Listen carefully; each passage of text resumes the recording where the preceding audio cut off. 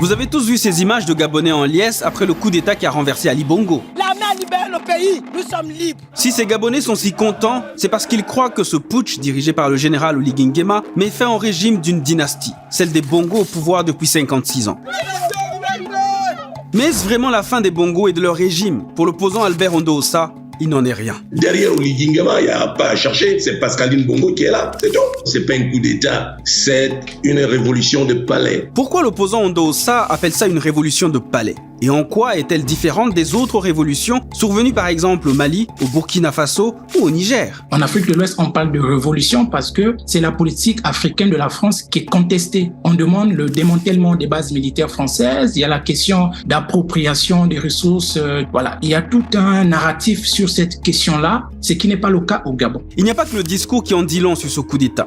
En fait, à y voir de près, rien de ce qui a été fait jusqu'ici ne prouve qu'il y aura réellement une fin du système Bongo PDG. Et donc, ce qui est constitutif de la France-Afrique, des élites africaines, des élites françaises, des institutions, des réseaux plus opaques et une adaptabilité, tout ça, c'est encore là. Je vais vous montrer pourquoi la famille qui dirige le Gabon depuis son indépendance est accusée de se maintenir au pouvoir en faisant croire qu'il y a du changement.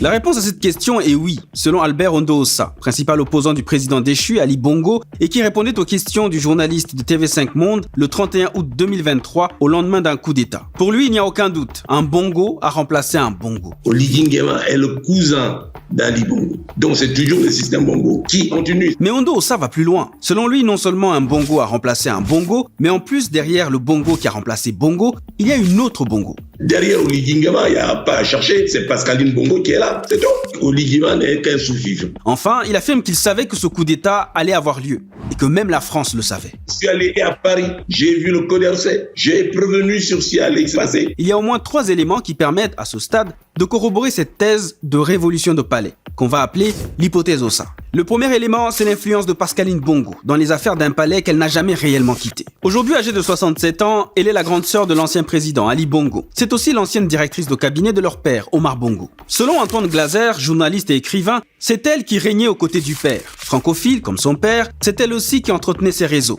Ancienne vice-présidente d'Elf Gabon, devenue Total Gabon, c'est la digne fille de son père, garante des intérêts de la France-Afrique. Préférée du père selon le journaliste Vincent Higeux, c'est elle qu'Omar Bongo aurait voulu comme successeur en d'autres circonstances. Et donc, quand Antoine Glaser parle de Pascaline comme héritière politique de son père, il faut bien comprendre de quel héritage on parle exactement. Quand Omar était aux commandes, le Gabon était un pays stratégique pour la France. Le pays PMU, comme on l'appelait, riche en pétrole, manganèse et uranium. C'était aussi le pays des opérations clandestines de l'armée française. Libreville avait alors des allures de village gaulois et Omar se rêvait en chef des services secrets français. Sauf qu'à la mort d'Omar en 2009, ce n'est pas Pascaline qui lui succède, mais plutôt son demi-frère Ali, qui à l'époque est ministre de la Défense. Une fois au pouvoir, l'une des premières choses que fait Ali, c'est de remercier Pascaline et un certain Brice Oligui Nguema, qui était à l'époque l'aide de camp d'Omar Bongo. Ce qui nous emmène au deuxième élément, la relation entre Ali Bongo, Pascaline Bongo et Brice Oligui Nguema. Entre Ali et Pascaline, les relations n'ont pas toujours été bonnes, et elles se sont encore tendues lors du partage de l'héritage à la mort de leur père. En revanche, Pascaline et Brice sont proches, d'après RFI.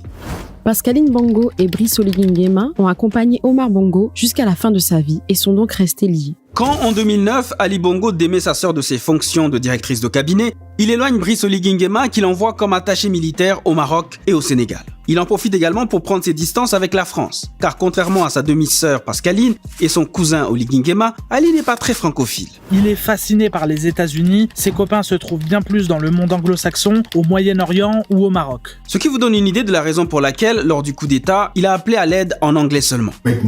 La Chine et l'Inde deviennent les 2 premiers partenaires économiques du Gabon. Et pour marquer ses distances et symboliser son affranchissement de Paris, le Gabon rejoindra plus tard le Commonwealth en 2022. En 2016, à la fin d'une élection très disputée et contestée, la France prend fait et cause pour Jean Ping, l'opposant d'Ali Bongo, qui n'est nul autre que l'ex-compagnon de Pascaline Bongo. Oui, la même Pascaline. En 2018, coup de théâtre. Le président Ali Bongo est victime d'un AVC en Arabie Saoudite et disparaît pendant plus de 10 mois de rééducation. C'est à ce moment-là, plus précisément le 7 janvier 2019, qu'un coup d'État contre lui échoue alors qu'il est en convalescence. Vous vous en souvenez? Eh bien, le même mois de janvier 2019, Pascaline Bongo faisait son comeback officiel au palais. Elle est rappelée par Brice Lacruche Aliranga, un proche de son père Omar Bongo, et qui est à ce moment-là directeur de cabinet d'Ali Bongo.